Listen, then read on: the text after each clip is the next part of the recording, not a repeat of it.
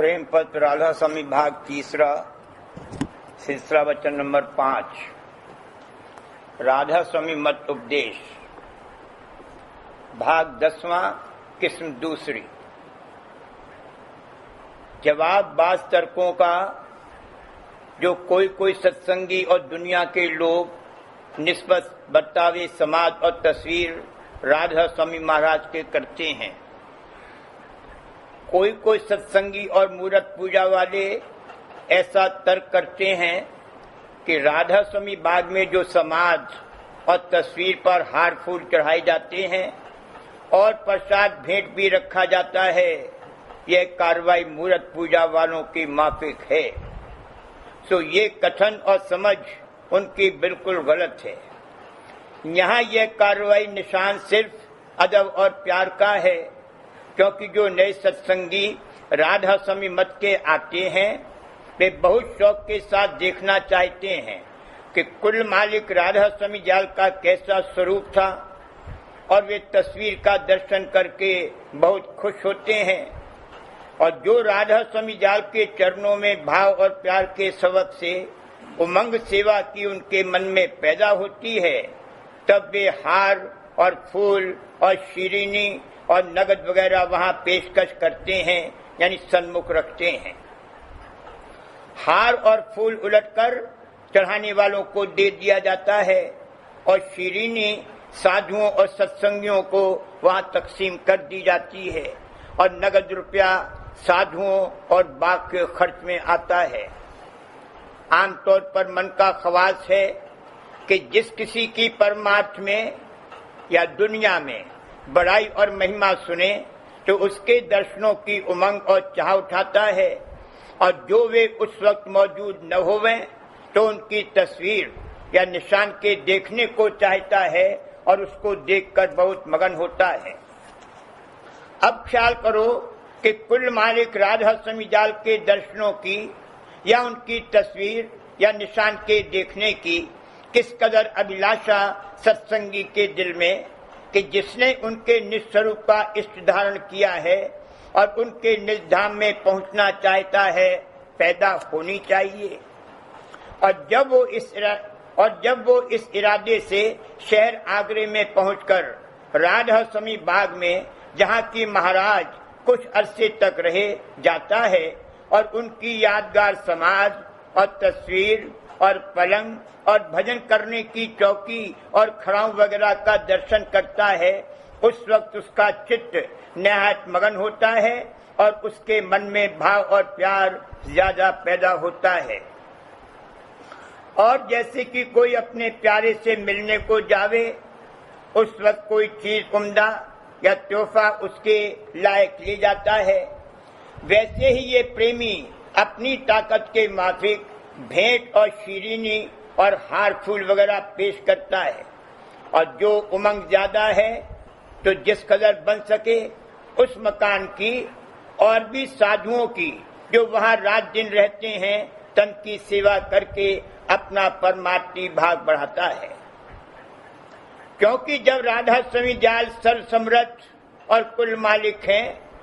और वक्त छोड़ने चोले के उन्होंने अपनी जुबान मुबारक से फरमाया कि हम बराबर निगरानी सत्संगियों की रखेंगे, तो जो कोई उनके चरणों में भाव और प्यार लाता है या उनकी महिमा सुनकर उमंग के साथ कोई सेवा करता है,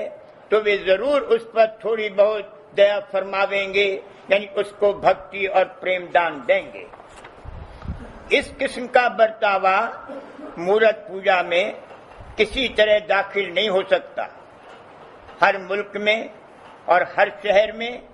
हर एक अपने अपने प्यारे रिश्तेदार या दोस्त की यादगार या निशान या तस्वीर को बारंबार देखना चाहता है, और उसकी समाज या कब्र पर वक्तन फवक्तन हार फूल और उम्दा चीजें खाने पीने की पेश करता है, यानी चढ़ाता है। फिर जो परमार्थी लोगों ने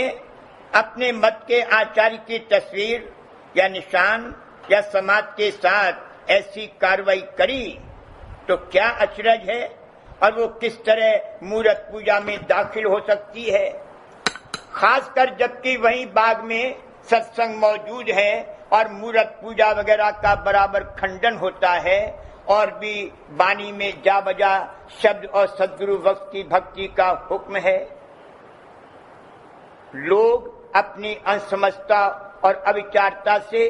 तर्क और तान और ठठोली की बातें करते हैं और जो वे जरा भी गौर करें और दुनिया के और मन के हाल पर नजर करें तो उनको साफ मालूम होगा कि वो कार्रवाई जो महाराज राधा स्वामी की समाज और तस्वीर और निशानों वगैरह की निस्बत जारी है वो जहूरा और निशान सिर्फ प्रेम और भाव और अदब का है और असली कार्रवाई परमार्थ की यानी सत्संग और शब्द का अभ्यास और जो सद्गुरु या साथ मिल जावे तो उनकी पूजा और सेवा और राधा स्वामी जाल की बानी का समझ कर पाठ और उनके वचनों का मनन बदस्तूर जारी है। फिर ऐसी जगह मूर्त पूजा का कहाँ दखल हो सकता है। मालूम होवे कि एक मकान खासकर राधा स्वामी मत के आचार्य और प्रकट करने वाले सहज जो यानी सुरक्षित अभ्यास के नाम से तैयार होना निहायत जरूर और मुनासिब मालूम हुआ ताकि कुल सत्संगी हर एक देश के जो कि राधा स्वामी मत में शामिल होवे एक जगह खास पर यानी सदर मुकाम पर जहाँ की राधा स्वामी जाल प्रकट हुए किसी वक्त मुआयना पर जमा होकर आपस में मिलते रहें और एक दूसरे की हालत प्रेम और भक्ति और अभ्यास की देखकर परस्पर फायदा उठावें और राधा स्वामी मत के ताल्लुक जो किसी को कुछ दरियाफ्त करना या कहना होवे वे एक जगह बैठकर उसका तस्करा करें और अपनी अपनी आजमाइश और तजुर्बे का हाल थोड़ा बहुत मुनासिब तौर से जाहिर करके एक दूसरे की प्रीत और प्रतीत बढ़ावें और आपस में मोहब्बत और इत्तेफाक परमार्थी भाईचारे का पैदा होवे और सब कोई अपने अपने माफिक इस भारी और सहज और अनुपमा जोगमत और अभ्यास के प्रकाश करने यानी अधिकारी जीवों के समझाने बुझाने में मदद देवे और ऐसा मकान सिवाय राधा स्वामी बाग के जहाँ राधा स्वामी जाल कुछ अरसे तक आप रहे और वहीं उनकी समाज बतौर यादगार बनाई गई है और उनकी तस्वीर और निशानात वगैरह मौजूद हैं दूसरा नहीं हो सकता। इस वास्ते मुनासिब है